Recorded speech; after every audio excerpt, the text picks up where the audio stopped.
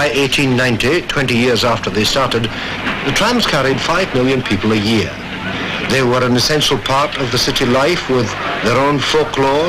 They rattled, they shook, and Glasgow loved them. And suburban railways had to cut their services. By the 1920s, 50 million people a year used them.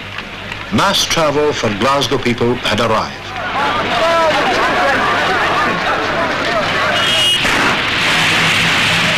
But the railway had made way for a new industrial age. It needed iron for engines, rails, bridges, stations in enormous quantities. Blast furnaces in the city went up from 25 to 100 in the 10 years after the first trains ran. And others followed. Dear old dirty Glasgow, as people affectionately began to call it, was replacing the dear green place. Glasgow built more locomotives than any other city in Britain and possibly in the world. Victorian confidence never doubted the wisdom of this.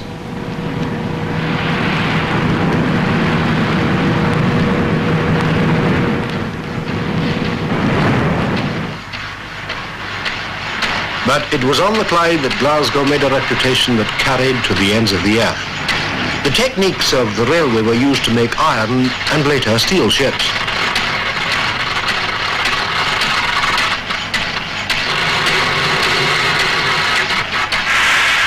High built came to mean something special. By 1914, it's reckoned a third of all the world's steamships were launched here. And there were more shipbuilding jobs than any other. Glasgow, as they say, made the Clyde, and the Clyde made Glasgow.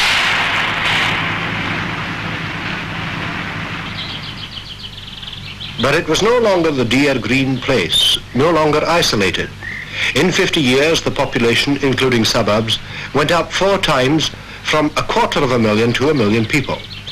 Now truly the second city of an empire on which the sun, apparently, would never set. A solid, prosperous Glasgow with its own style, a European style, closer to Paris or Prague or Vienna than most British cities. Park Circus on Woodlands Hill above Kelvin Grove, a high point in Victorian design, not only in Glasgow, but in Britain. Further west, Grosvenor Terrace and Great Western Terrace, designed by Alexander Thomson, Greek Thomson, one of the few Glasgow architects to be known by name. Thomson also designed this church in the style that gave him his nickname. But in the building explosion from the 50s to the 90s, most of Glasgow's unknown architects were busy building in the uniform style that's characteristic of the city, one that carried 18th century grace into the 19th.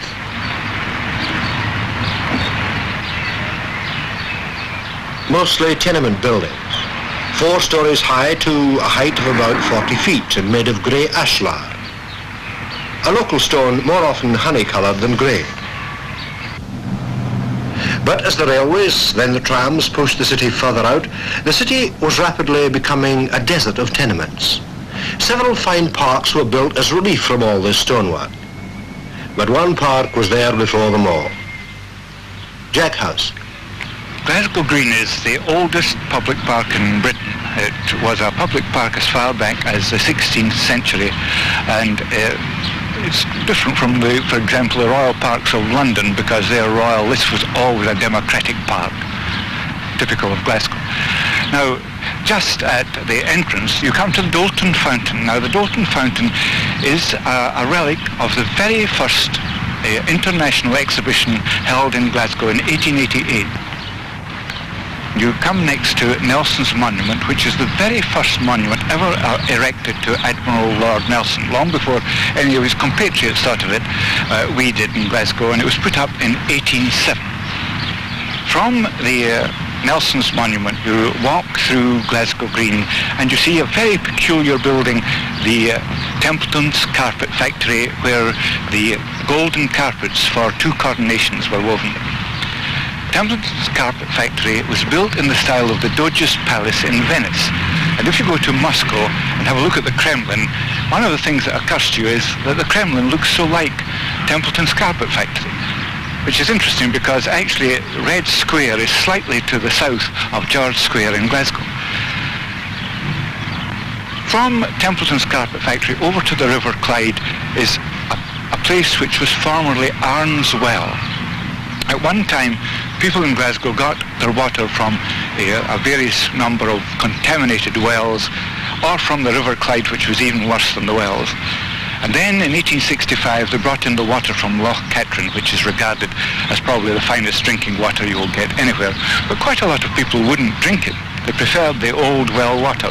And there was an old lady who lived in Monteith Row who used to cross Glasgow Green every day to collect her 2 pails of water from Arne's Well, because she said this newfangled water from the tap had neither taste nor smell. More of old Glasgow still survives in this 17th century steeple. It's part of the merchant's house in what was once the most fashionable street in the city. The merchants used to watch from here for their cargoes coming up the river. But by the 19th century, the steeple was all that remained of the building. The rest was rebuilt as Glasgow's fish market, in a style that was maybe meant to stop people thinking about the smell of fish. Nearby, a different market, Paddy's Market. In the hungry 40s of the last century, impoverished Irish refugees from the potato famine came here straight from the Irish boats. They bought and sold what they could in their struggle to survive. The market's due for demolition soon, and some people think not before time. Rosie, the last of 4 generations of rag women. The market's been her life. Paddy's Market. Paddy's Market, well, there's only one thing I can say about Paddy's Market. To me, I think it's the most friendliest wee place in the whole of Glasgow. Because there's people come down here, you know, working class people. That's all that comes down Paddy's Market, really. Although you do get the intellectuals, but they sort of just come down to see, they've heard so much about it. But the people that come down to Paddy's Market are wonderful, and to me it's the most friendliest. I could say dirtiest, don't like the kid were saying, it's nothing sort of nice to look at. But the people that's in Paddy's Market have made Paddy's Market what it is today. People like myself, they've made it a friendly, just a place that people can come with very little money in their purses and know they'll go home with a purchase that's only costing a couple of shillings. It's a wonderful place, and I'll be awful sorry to see it go. In fact, I think they're a better word than that. I think I'll be awful sad, because when Paddy Market goes, a great big part of our lives will go with it. At the dawning of the day, people come and tell us go away. We don't want your lights round here. You bring dirt, disease, and to our children's and this town is not your own. So once more we're on the run, all to face a cruel winter sun. Land of saints and scholars, we have lost our precious gift of charity, and don't recognize our own.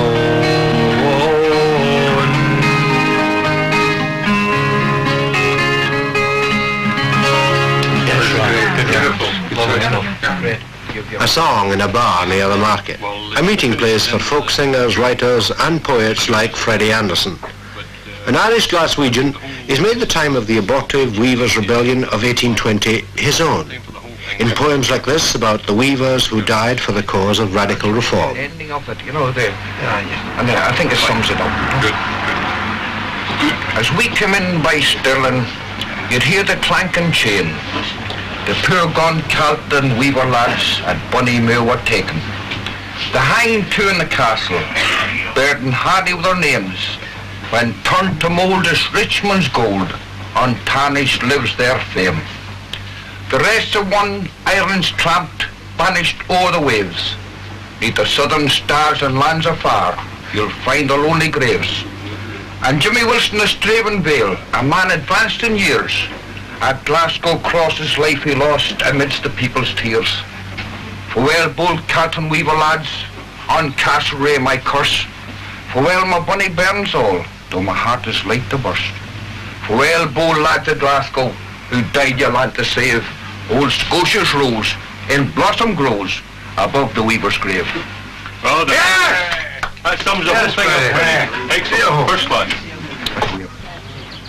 The weavers who died are commemorated on this gravestone in a cemetery in the north of the city. They were the archetypal Scottish working men, well-informed, well-read and politically radical. Some of the reforms they and others died for were already won by the time the Kelvingrove Park in the West End was opened in 1853. The park was designed by Sir Joseph Paxton of Crystal Palace fame. It's one of more than 60 in Glasgow that give some relief from the endless, airless tenements. The River Kelvin is a superb natural feature. And of course, there's a bandstand.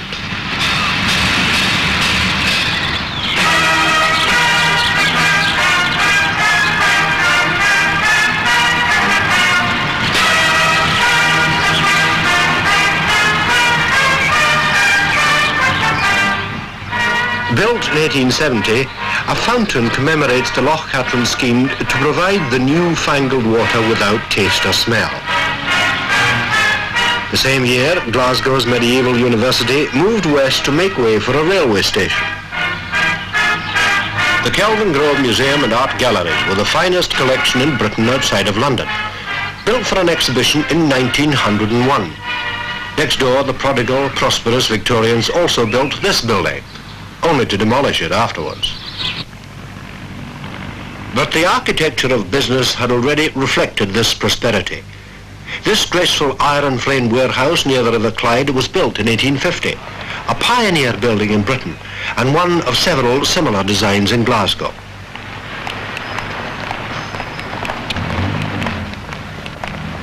And the banks were the temples of the new commercial spirit that flowed into the city. Tributes in stone to the classical past, with a Glasgow accent.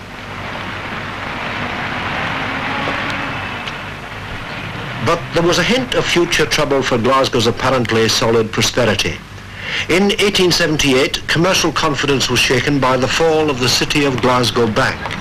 Directors of the bank were imprisoned for fraud. Many local people were ruined. Many others, the majority, were unaffected. Grinding poverty was their lot in any case. But commerce quickly recovered. In a few years, the new city chambers were built.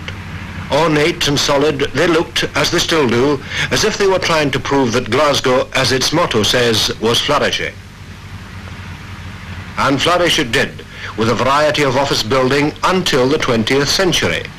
But as the building showed, there was a gradual loss of the solid confidence that kept the early Victorians going. This was reflected in buildings like the gracefully freakish one known as the Hat Rack.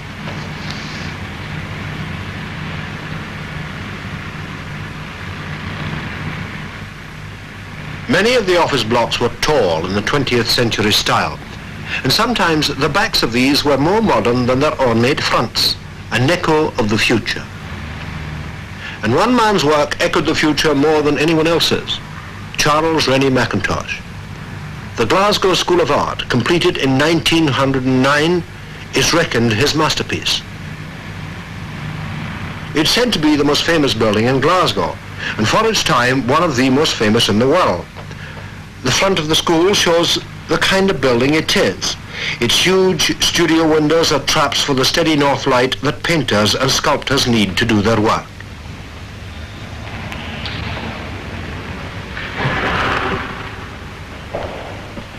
The whole building is full of unexpected rooms and corridors. It's an adventure to look round it. And although some parks look unusual, Much of it is built in a style that looks natural in a Scottish city. Mackintosh himself saw his work as traditionally Scottish.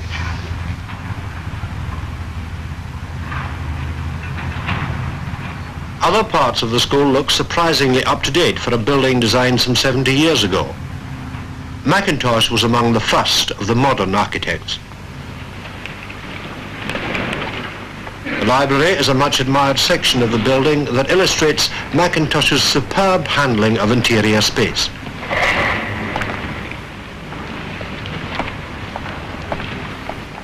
Like many Scots artists, Mackintosh was better known abroad than in Scotland or England. He died in London in 1928, aged 60. Unhonoured and almost unsung, but the School of Art remains as his manifesto and his monument. By the time the School of Art was complete, most of Victorian Glasgow was built. Perhaps the most successful part was the West End, for those who lived there, that is. It's still generally both beautiful and livable, and well worth recording in paint. Jim Morrison. Well, I've been painting Glasgow all my painting life. I was brought up and lived for a fair time in the West End here, and obviously I react very much to those very beautiful Victorian terraces. I think that this is the most attractive part of Glasgow. This is the most attractive face of the city. But I think one also has to remember the other aspect of it. I remember painting down about Kelvinhall Street and seeing a really rather elegant facade, interesting relationships of window to wall space and so on, the kind of things that contemporary architects talk about. But in this particular area, a bomb had fallen during the war and knocked a great hole in the line of buildings. You could see around through the back. And there, the ghastly shambles of undressed stone, exterior plumbing, and all the other horrors of Glasgow slum living were quite apparent. Glasgow is still, for me, all things said and done, a very beautiful place, very much a painter's place. And here in Crown Terrace today, the sun shining, it's very, very beautiful in the sunlight.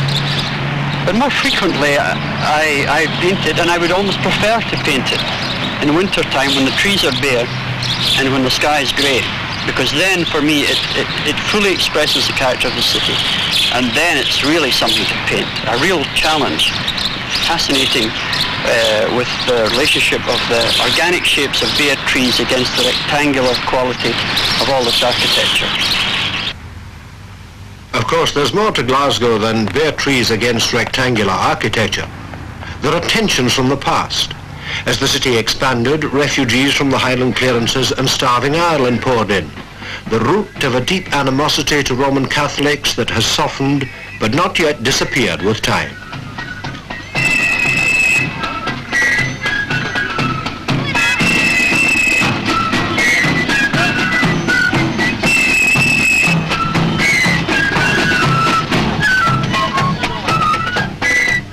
Glasgow's Orangemen still parade in their 17th century regalia to celebrate the Battle of the Boyne in 1690.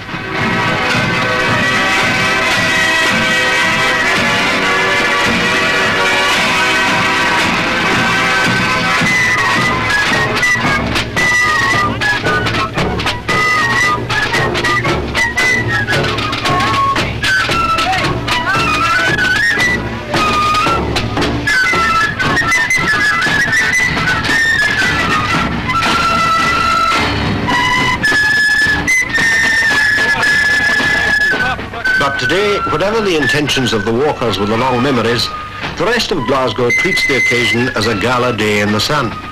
And in any case, without those thousands of immigrants, there would have been no Victorian economic miracle.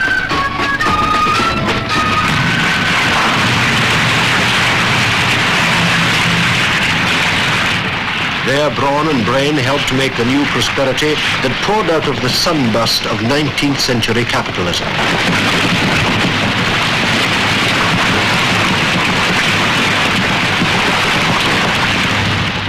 And as the face of the earth changed, there were more tensions. Glasgow's enormous new population was housed in conditions that were and are crushingly anti-human. For the price of a middle-class villa in the mid-19th century, say £5,000, a tenement to house 40 families could be built. The real cost in terms of stunted and distorted lives is immeasurable. Glasgow's reputation for mindless violence doesn't match the violence of such inhuman living conditions. A specialty of tenement life, the one-room family flat or single end. Many still exist. There are flats with more rooms, but most of them are too small and poorly equipped for decent family lives.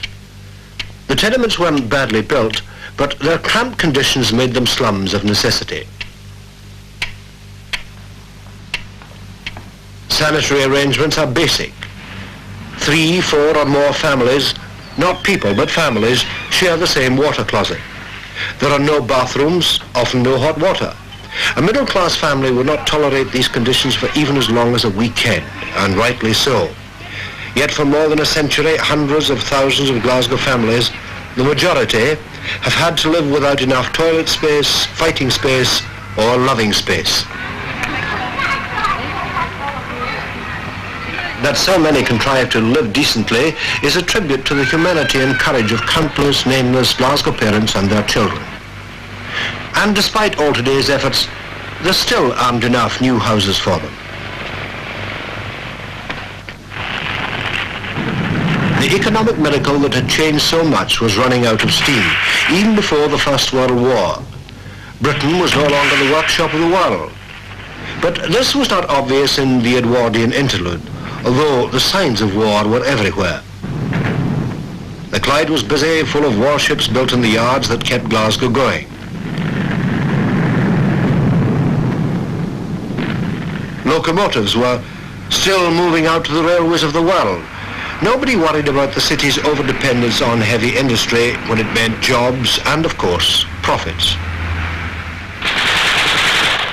And when the war came, more prosperity, but short-lived and bitter as the losses of war outweighed the profits. The war over, Glasgow's dependence on heavy industry caused the city to suffer more than most in the slump that followed. And a new army appeared, the unemployed. With empty bellies instead of rifles, they marched to London to ask for the return of their human dignity. The Victorian explosion was over, but Glasgow would be a long time picking up the bits. The shipyards fell silent, and as unemployment mounted to colossal levels, another, more militant army formed in the streets. The Glasgow gangs. Young men with no future and no direction in their lives gave the city a legendary reputation for violence. They fought, sometimes in hundreds, sometimes to the death, in the mean grey environment that was their heritage. Soon they were heroes in another war, doing much the same thing to Hitler's gangs. The unemployment problem, for the moment, was solved.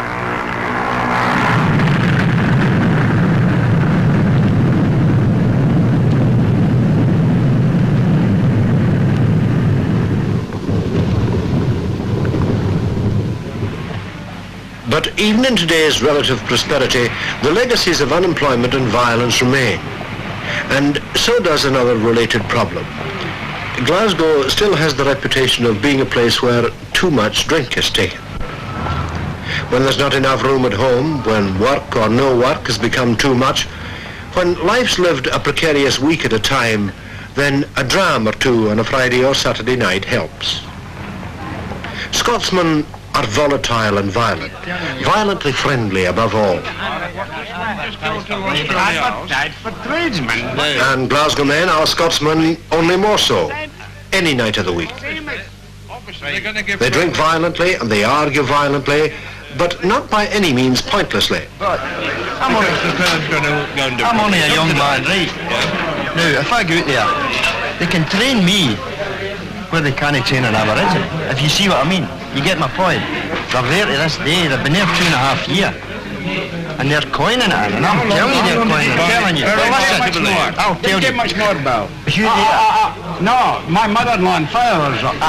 You're hearing stories again. And I know how long it took. I know too. You're hearing stories. No, I waited about my mother 3 years. I remember about 40 years ago. In the labour, in front of the qualified. How long was that? I was at the stage. Telling me, hang on. Listen. Glasgow people love one another violently, and when they fight, Believe it.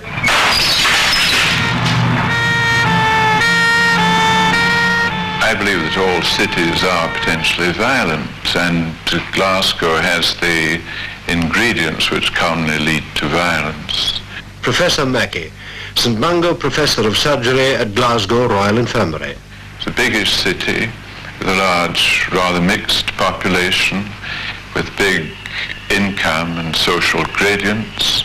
It is industrial, it has a big transient population, it is a seaport, and has quite a large foreign population too. At the moment, Glasgow would seem to be almost a non-violent city, and certainly in no way comparable with what it seemed to be about 2 years ago. Each weekend at our hospital, which receives most of the victims of violence in the Glasgow area, we get from 15 to 20 people who have been injured in brawls or assaults. Most of them are quite minor cases. The great majority are drunk, and that drink seems to be a major factor in the situation.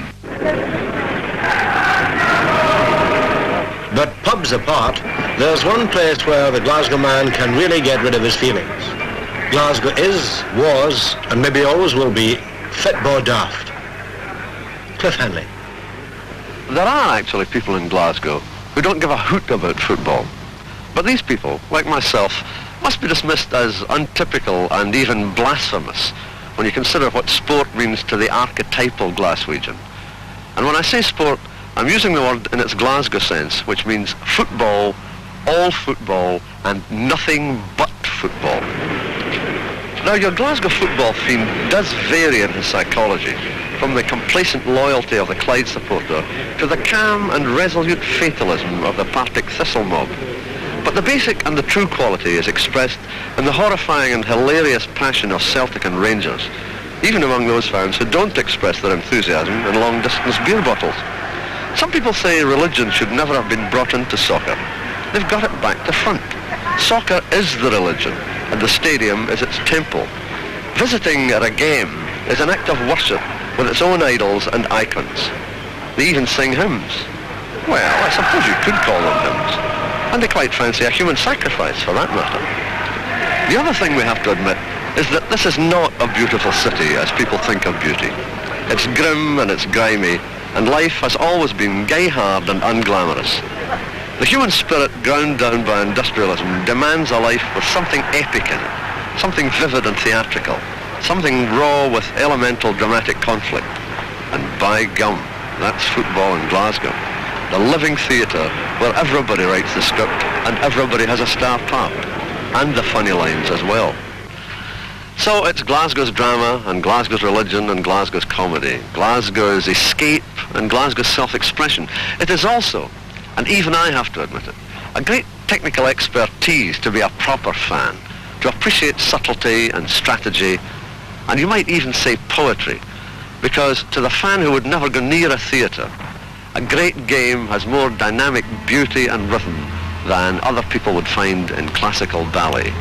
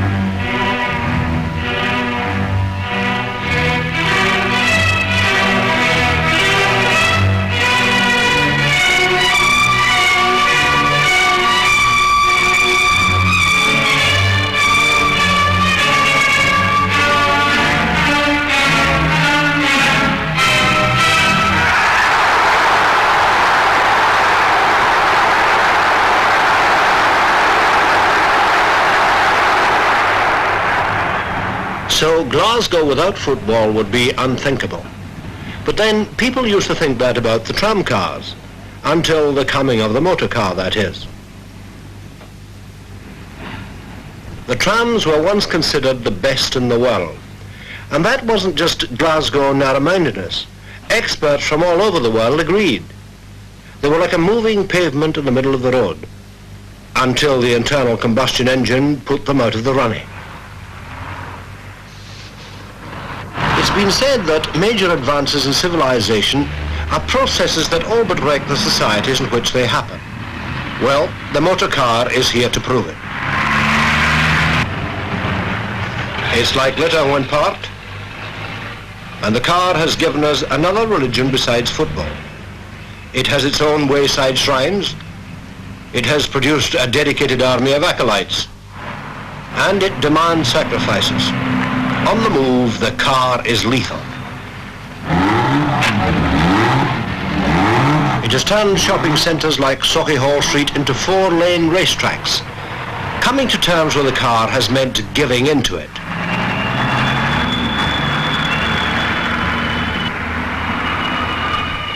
There's some hope of reclaiming streets like this in new plans for traffic-free shopping areas in the city. But meantime, the private car has disrupted other older forms of public transport, and not just the tramway system. Some railway stations are no longer places of magic, but have to suffer the indignity of becoming storage spaces for that upstart, the motor car. The railways have fought back to some extent with the electric suburban services. But just as they smashed their way into the city centre, clearing the slums of the day, the motor car has been repeating the process.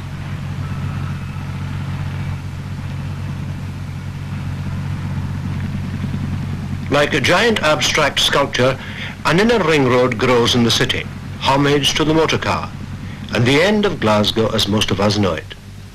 The Kingston Bridge, part of the new ring road, like a massive monument the ancient Egyptians would have been proud of.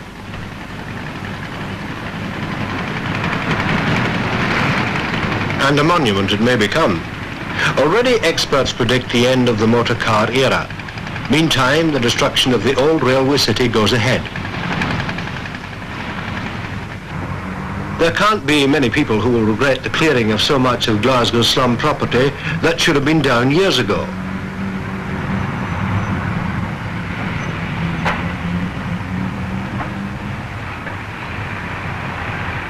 But when we see how much of the city is to be torn down, more than for the 19th century railway, then it's time to start asking questions.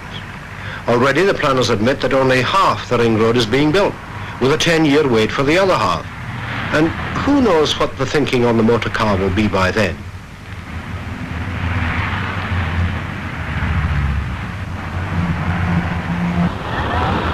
A side effect of the motorway plans is that other parts of the city are threatened.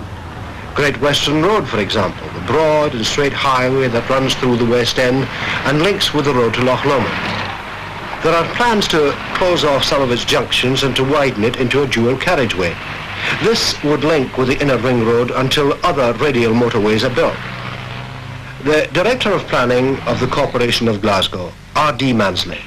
The anticipated increase in traffic volumes on Great Western Road over the next few years mean that traffic will increase from today's volumes of 20,000 vehicles a day to something of the order of 50,000 vehicles a day or slightly higher.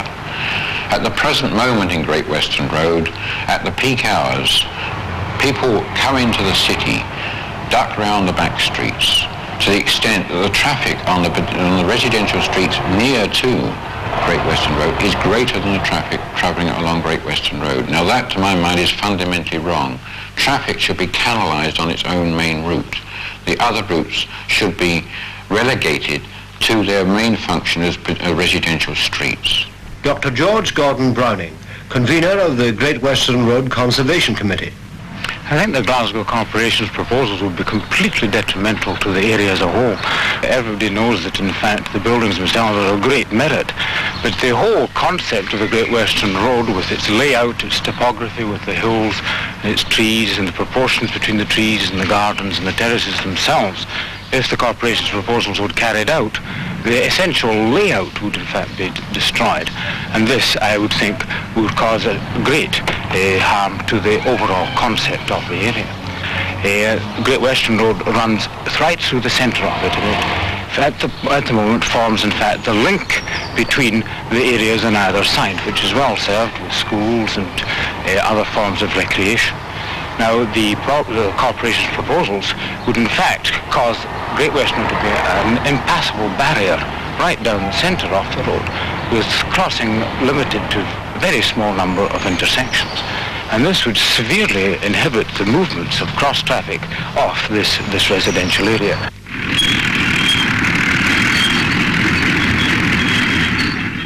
So Glasgow, a city spawned by the railroad, may be on the verge of destruction by the motor car and the motorway. Where then do we go from here? The Professor of Urban Planning at the University of Strathclyde, R.E. Nichol. Glasgow's transport system must react and reflect the new growing demands and the new structure for the city and the region.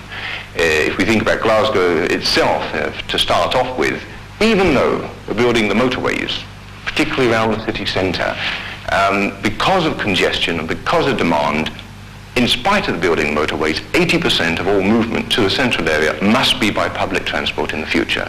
That means public transport by rail and bus, much better public transport facilities.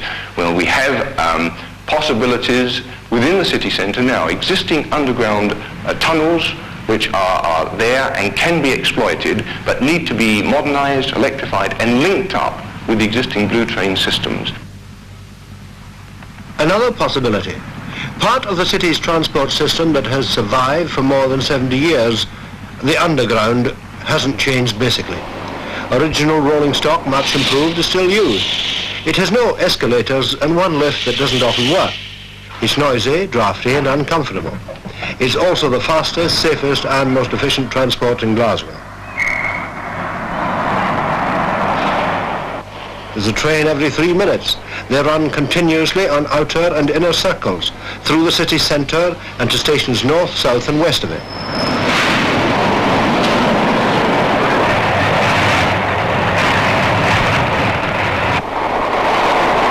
Tracks never cross, and experts say it's a brilliant concept that could offer a solution for future high-speed public transport. A series of circles with interconnecting stations might be one answer. Another, as suggested, is the reuse of railway tunnels under the city centre. Meantime, the tunnels lie abandoned, haunted by the ghosts of Victorian ambition, an ambition that destroyed the dear green place and encased Glasgow in the problems of the railway age. Well, let's be quite clear about one thing. We cannot solve Glasgow's problems within Glasgow.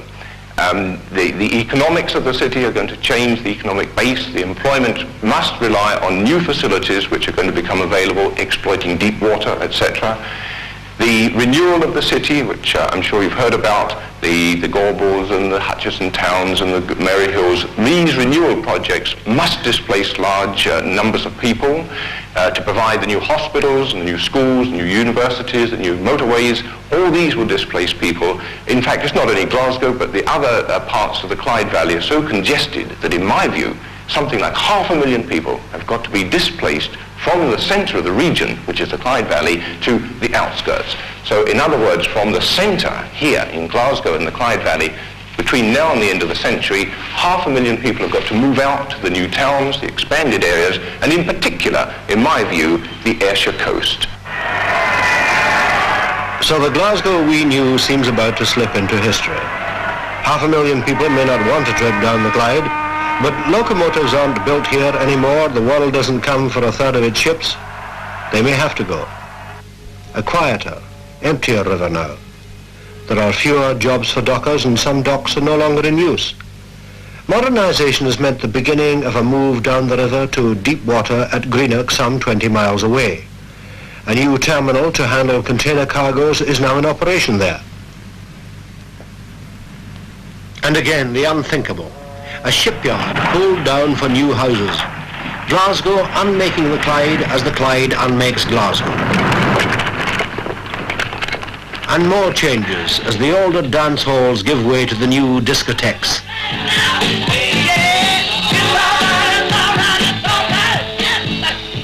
And there we have the free on that one, the little thing entitled It's All Right Now. This is Christie.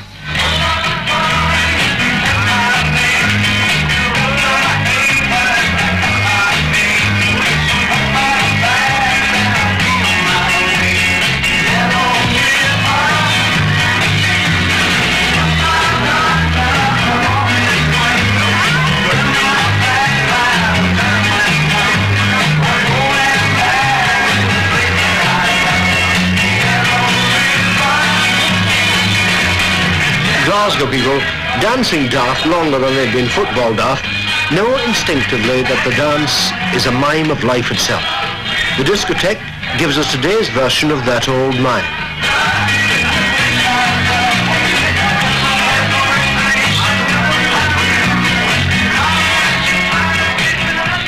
The discotheque, a product of the electric age and a popular favourite with the children of the age. Tom Ferry. Yes, I think that is true of discotheques today being very, very popular with the young people. One finds that in a discotheque there's a great atmosphere, an atmosphere that you don't have in big halls. One gets a chance to meet more friends in a smaller place, and we usually find that with good discos you have a great sound system, great lighting, and people can really lounge about in comfort and really enjoy themselves. I think we could do it a lot more of them. The values the young celebrate are informal and all-involving. The values of the instant throwaway world of pop, a classless world of many possibilities and no tomorrows. It seems a long way from this world to the solid obstacle of Glasgow's greatest problem, housing. Many solutions have been tried. In the 30s, garden suburbs. In the 40s and 50s, yesterday's answer, a recreation of crowded tenement life. Huge housing estates were built on Glasgow's last available land, but they lacked city amenities, shops, pubs, cinemas. They were social and cultural wastelands, ghettos for the working class. This type of housing ended at the Green Belt, where the city ran out of land. Glasgow's expansion was over. The dear green place was only a memory.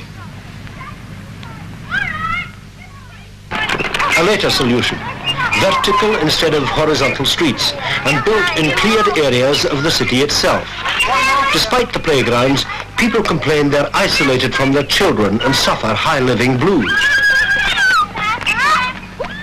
They say there aren't enough lifts, and when help is needed sometimes, it can't come to your door, only to the bottom of your lift shaft. Streets don't mean the same when there are streets in the sky.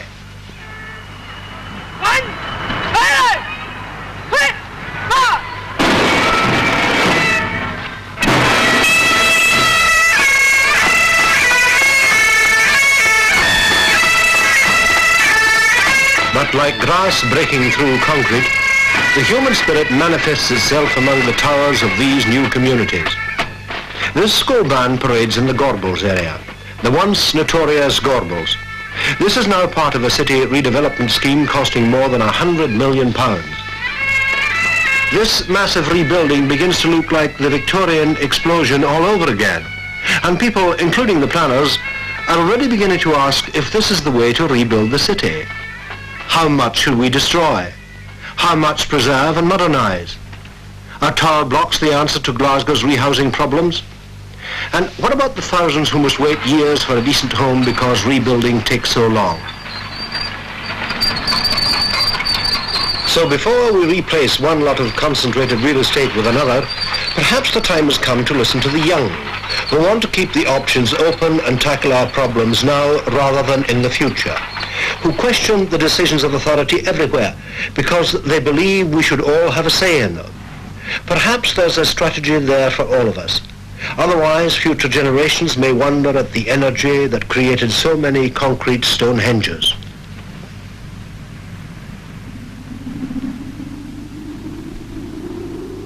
Glasgow, the dear green place, the cathedral city, the crowded railway city, menaced by the motor car and the monster of rehousing. A city in turmoil, an ancient city on the edge of a new beginning.